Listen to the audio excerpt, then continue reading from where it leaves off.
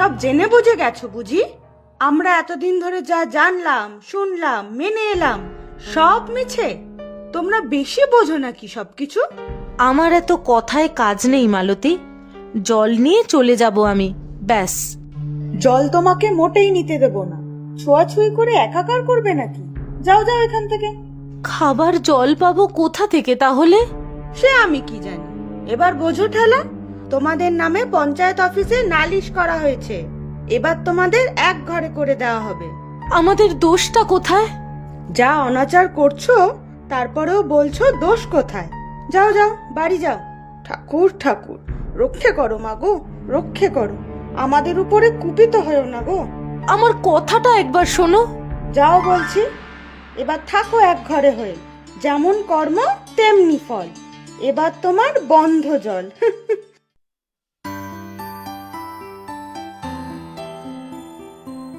ও বলাইদা, এক গ্লাস জল দাও তো। এই নাও, একটু ডাবের জল খাও। বাড়ির গাছ থেকে পাড়ালাম, ভাবলাম তোমার জন্য নিয়ে যাই, আর একটা কৃষ্ণা দিদির জন্য।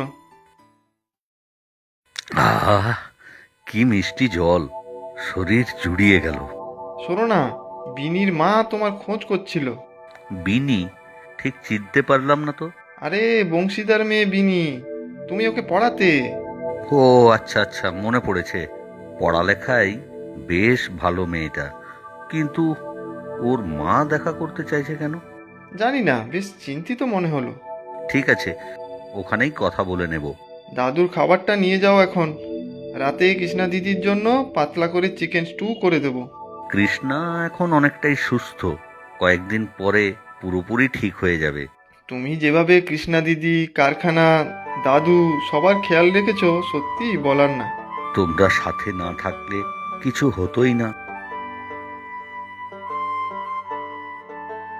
সবই তো শুনলে ভাই, এবার বলো তো কি করি? প্রধান মশাইও ব্যাপারটা আমাকে বলেছে। একই গ্রামে থাকি, এভাবে এক ঘরে করে দিলে বাঁচবো কি করে? বলাইদা, গ্রামের সবাইকে পঞ্চায়েত অফিসের সামনে ডাকো। আমি প্রধান মশাইয়ের সাথে কথা বলে রাখবো।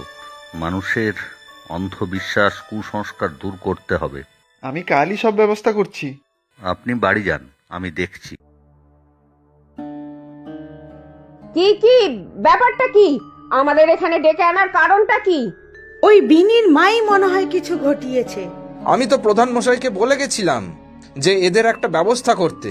প্রধান মশাই আমাকে ভার দিয়েছেন আপনাদের সাথে কথা বলার জন্য। আবার কথা বলার কি আছে? ওদের এক ঘরে করে দেওয়া হোক। অবিচার আর কদিন চলবে? আপনি কি জানেন এই পক্স কেন হয়? এ আবার জানাজানির কি আছে বাপু? পরিবারে অভিশাপ লেগেছে, এবার আমাদেরও কোনো ক্ষতি না হয়। এই পক্স হয় একটি ভাইরাসের সংক্রমণে। বিভিন্ন ভাইরাসের জন্য আমাদের বিভিন্ন রোগ হয়, যেমন করোনা হয়েছিল। সে বাপু যে কারণেই হোক, এভাবে বাড়ির বাইরে ঘুরে বেড়ানো কি উচিত? বিনি তো পুরোপুরি আলাদা ঘরে আছে, তাই তার সামনে না গেলেই সংক্রমণের কোনো ভয় নেই। আর আগে পক্স হয়ে গিয়ে থাকলে হবার সম্ভাবনা প্রায় থাকেই না। এতই সোজা? আগে তো কারো বাড়িতে হলে প্রায় সবারই হতো। তখন তো টিকা নেবার ব্যবস্থা ছিল না, আর আজকাল টিকা নেওয়া থাকলে কোনো ভয় নেই। আর আগের সেই স্মল পক্স নেই এখন, এখন তো চিকেন পক্স হয়। এটা মোটেও মারণ রোগ নয়। আর এই কথাটাই তো আমি বারবার এদের বোঝাচ্ছি। ঢং। আর এত ভয়ের তো কিছু নেই। চিকেন পক্স হলে ঘরে একটু যত্ন নিলেই সেরে যায়। ছোটবেলা থেকে তো শুনে আসছি মায়ের দয়া হলে মন্দিরে প্রসাদ খেতে হয়। না গো হরি দাদা, খুব হালকা খাবার খেতে হয়। প্রোটিনযুক্ত হালকা খাবার, ডাল, ডিম, স্যুপ, খিচুড়ি এইসব খাওয়া যায়। জল খেতে হয় বেশি করে।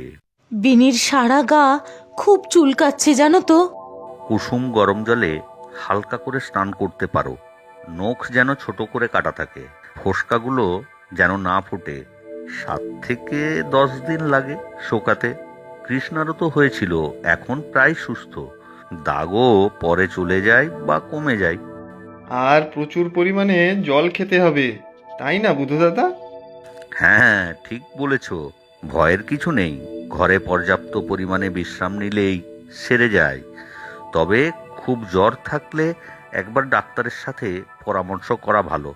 আর এগুলো কোনো অভিশাপ নয় গো মাসি। বিনির বাবা মা বাড়ি থেকে বেরোবে, বাজার দোকান যাবে, খাবার জল নেবে, এতে কোনো বাধা নেই, কারো ভয়ের কারণও নেই। তাহলে ভয় নেই বলছো? না না, কোনো ভয় নেই।